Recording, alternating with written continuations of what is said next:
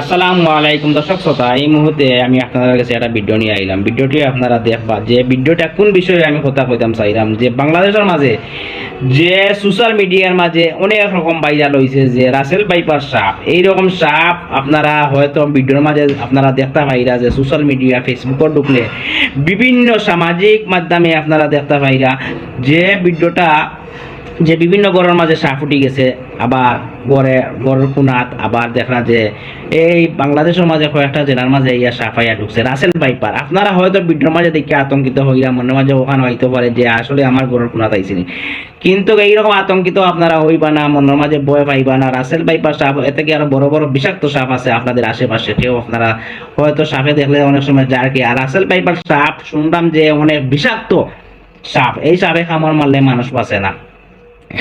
বিওয়াস, আপনারা আতঙ্কিত না হইয়া আপনারা মনের মাঝে একটু শক্তি রাখবা, ভয় পাইবা না।